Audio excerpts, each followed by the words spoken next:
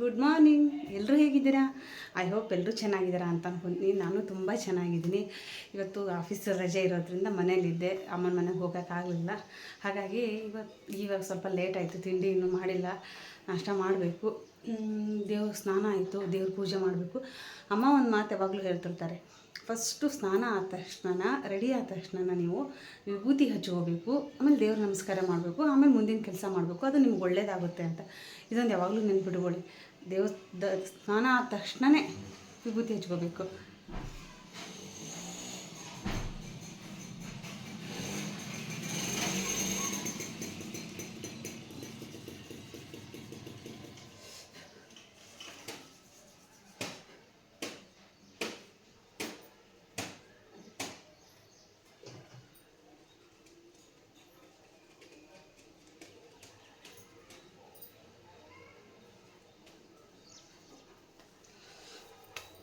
ದೇವ್ರ ಪೂಜೆ ಮಾಡಿಬಿಡೋಣ ಇವಾಗ.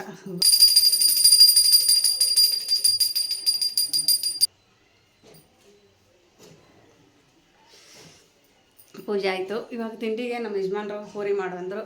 ಸೊ ಪೂರಿ ಮಾಡೋಣ ಬನ್ನಿ.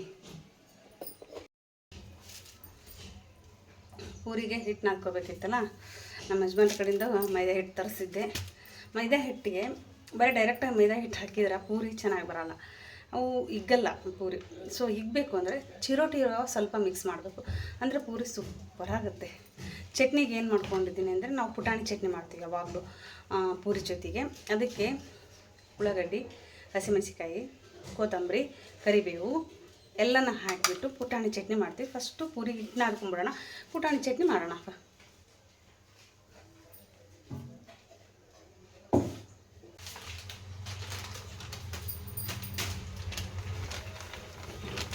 ಸೂಜಿ ರವೆ ತರಿಸ್ಕೊಂಡಿರ್ತೀನಿ. ತುಂಬ ದಿನ ಆಯಿತು ಪೂರಿ ಮಾಡ್ಕೊಂಡಿದ್ದೇ ಇಲ್ಲ. ತುಂಬ ಇಷ್ಟ ನಂಗೆ ಪೂರಿ ಅಂದರೆ. ಹಿಟ್ಟು ಜಲ್ದಿ ಹಿಡ್ಕೊಂಬಿಡೋಣ ಫಸ್ಟು. ಯಾವಾಗಲೂ ಫಸ್ಟು ಏನೇ ನಾವು ಗೋಧಿ ಹಿಟ್ಟಾಗಲಿ, ಜೋಳದ ಹಿಟ್ಟಾಗಲಿ, ಆಮೇಲೆ ಮೈದಾ ಹಿಟ್ಟಾಗಲಿ, ಏನೇ ತೊಗೊಳಕ್ಕಿಂತ ಮುಂಚೆ ಫಸ್ಟ್ ಹಿಟ್ಟು ಜಲ್ದಿ ಹಿಡ್ಕೋಬೇಕು. ಹುಳ ಏನಿದ್ರು ಹೊರಗಡೆ ಬಂದುಬಿಡ್ತಾವೆ. ಇಷ್ಟು ಕಸ ಬರುತ್ತೆ, ಇಷ್ಟು ಧೂಳು ಬಂದಿದೆ.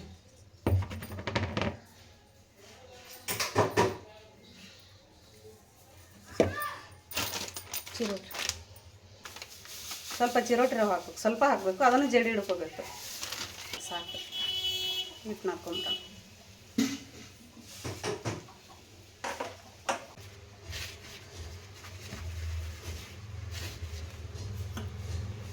ಸಾಫ್ಟಾಗಿ ಚೆನ್ನಾಗಾಗುತ್ತೆ.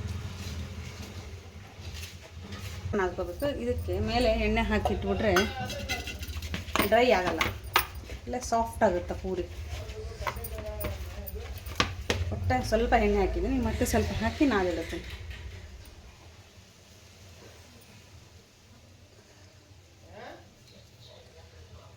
ಪೂರಿ ಹಿಟ್ಟು ರೆಡಿ ನೋಡ್ರಿ. ಡಬರಿ ಕಾದಿದೆ, ಎಣ್ಣೆ ಹಾಕೋಣ. ಸ್ವಲ್ಪ ನೋಡ್ಕೊಂಡು ಹಾಕಿ, ನಾವಿಬ್ಬರೇ ಇರೋದ್ರಿಂದ ಸ್ವಲ್ಪ ಮಾಡ್ತಾಯಿದ್ದೀವಿ. ಸ್ವಲ್ಪ ಸಾಸಿವೆ, ಜೀರಿಗೆ, ಎಣ್ಣೆಲಿ ಬೆಂದರೆ ಹಸಿಮೆಣಸಿಕಾಯಿ ಖಾರ ಚೆನ್ನಾಗಿ ಬಿಡುತ್ತೆ. ಎಣ್ಣೆಲಿ ಫ್ರೈ ಆಗಿ ಕೊತ್ತಂಬರಿ, ಉಳ್ಳಾಗಡ್ಡಿ, ಸ್ವಲ್ಪ ಅದಕ್ಕೆ ರುಚಿಗೆ ಎಷ್ಟು ಬೇಕಾಗುತ್ತೋ ಅಷ್ಟು. ಗ್ಯಾಸ್ ಸಿಮ್ಮಲ್ಲಿರಲಿ. ಚೆನ್ನಾಗಿ ಉಳ್ಳಾಗಡ್ಡಿ ಎಲ್ಲ ಬೆಂದಿದೆ, ಸಾಕು. ಇದಕ್ಕೆ ಅರಿಶಿನ ಪುಡಿ ಹಾಕಿ,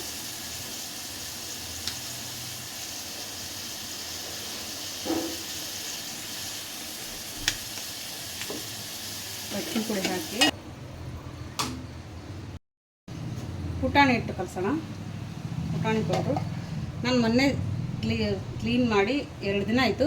ಪೌಡ್ರ್ ಮಾಡಿ ಆಮೇಲೆ ಜರಡಿ ಹಿಡಿದಿಟ್ಟಿದ್ದೆ, ಹಾಗಾಗಿ ಮತ್ತೆ ಜರಡಿ ಹಿಡಿಯೋ ನೆಸೆಸಿಟಿ ಇಲ್ಲ. ನಾವು 1 ಡೇ ಬ್ಯಾಕ್ 2 ಡೇಸ್ ಬ್ಯಾಕ್ ಮಾಡೋದ್ರಿಂದ ಸೊ ಮತ್ತೆ ಇದೆಲ್ಲ 2 ದಿನ 4 ದಿನ 5 ದಿನ ಆಯ್ತು ಅಂದರೆ ಮತ್ತೆ ನಾನು ಜಲ್ದಿ ಹಿಡಿತೀನಿ.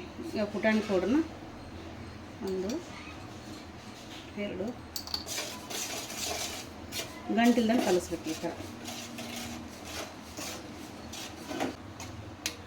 ಇದನ್ನು ಕಲಸಿದ್ರೆ ಇದು ತಣ್ಣಗಾಗಿದೆಯಲ್ಲ, ಇದಕ್ಕೆ ಹಾಕ್ಬಿಡೋದು.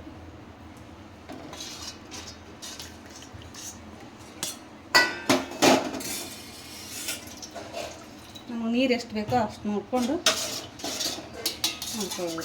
ಇದನ್ನು ಕ್ಲೀನ್ ಮಾಡಿ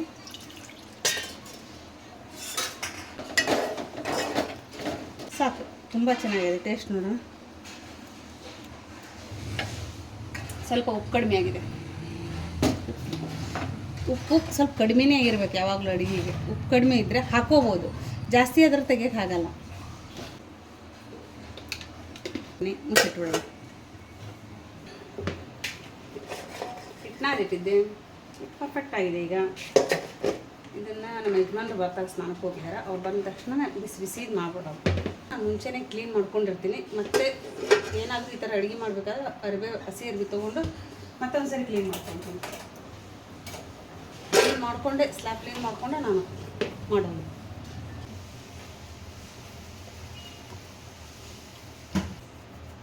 ನಾವಿಬ್ಬರು ಇರೋದು. ಹುಳ್ಳಿ ಇಟ್ಕೊಂಡಿದ್ದೀನಿ. ಇವಾಗ ಈ ಕಡೆ ಒಂದು ಕಡೆಗೆ ಎಣ್ಣೆ ಹಾಕಿಟ್ಕೊಂಡ್ಬಿಡೋಣ.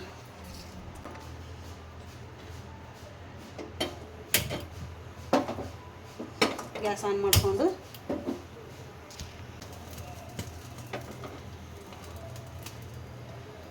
ಎಣ್ಣೆ ಕಾಯಿಲಿ ಅಷ್ಟೊತ್ತಿಗೆ ಪೂರಿ ಲಟ್ಸ್ಕೊಂಡು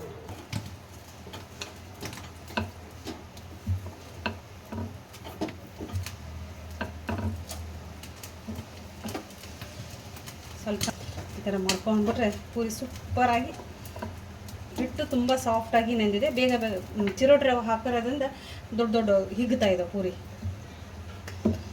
ಈ ಥರ ಗುರು ಗುರು ಗುರು ಗುರು ಬಂತು, ಕಾದಿದೆ ಎಣ್ಣೆ. ಈ ಪೂರಿ ಬಿಟ್ಬಿಡೋಣ.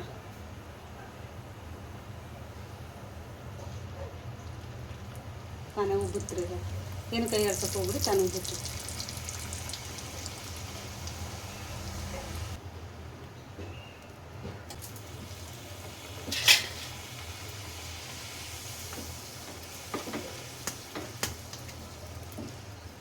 ಎಷ್ಟು ಚೆನ್ನಾಗಿ ಉಬ್ಬು ಬಂದಿದೆ ನೋಡಿ ಪೂರಿ. ಸ್ವಲ್ಪ ಒಂದು ಸೈಡ್ ಬೆನ್ನಿಲ್ಲ, ಅದಿಲ್ಲಿ ಈ ಕಡೆ ಟರ್ನ್ ಮಾಡ್ಬಿಡೋದು. ಕೆಂಪಾಗೋವರೆಗೂ ಎರಡು ಕಡೆಗೆ ಟರ್ನ್ ಮಾಡಿ ಬೆನ್ಸೋದು. ಬಿಸಿ ಬಿಸಿ ಪೂರಿ ಚಟ್ನಿ ರೆಡಿ. ಪೂರಿಗೆ ಯಾವಾಗಲೂ ಪೂರಿ ಚಟ್ನಿ ಜೊತೆಗೆ ಸ್ವಲ್ಪ ಸಕ್ಕರೆ ಹಾಕ್ಕೊಡ್ರಿ, ತುಂಬ ಟೇಸ್ಟ್ ಆಗುತ್ತೆ. ಇದು ನಮ್ಮ ಯಜಮಾನ್ರಿಗೆ, ಅವರು ಟಿಫಿನ್ ಮಾಡಿ ಹೋಗ್ತಾರೆ, ನಾನು ಟಿಫಿನ್ ಮಾಡ್ತೀನಿ. ಪೂರಿ ಆಯಿತು, ಟಿಫಿನ್ನು ಚೆನ್ನಾಗಾಗಿದ್ದು. ಪೂರಿ ತುಂಬ ಚೆನ್ನಾಗಾಗಿದ್ದು. ಇವಾಗ ಟೀ ಕುಡಿತಾಯಿದ್ದೀನಿ. ನಮ್ಮ ಮನೇಲಿ ಟಿಫಿನ್ ಮಾಡಿದ್ದೆ ಟೀ ಕುಡಿಯೋ ರೂಢಿ ಇದೆ, ಹಾಗಾಗಿ ಸ್ವಲ್ಪ ಟೀ ಕುಡಿತಾಯಿದ್ದೀನಿ. ಸೊ ಮತ್ತೆ ಸಿಗ್ತೀನಿ ಮುಂದಿನ ವಿಡಿಯೋದೊಂದಿಗೆ. ಅಲ್ಲಿವರೆಗೂ ನೀವು ಖುಷಿಯಾಗಿರಿ, ನಾನು ಖುಷಿಯಾಗಿರ್ತೀನಿ. Please subscribe, like, share, comment ಇವು ಮಾತ್ರ ಮಾಡೋದು ಮರಿಬೇಡಿ. ಸಬ್ಸ್ಕ್ರೈಬ್ ಮಾಡಿ, ಸಪೋರ್ಟ್ ಮಾಡಿ ನನಗೋಸ್ಕರ. ಬಾಯ್.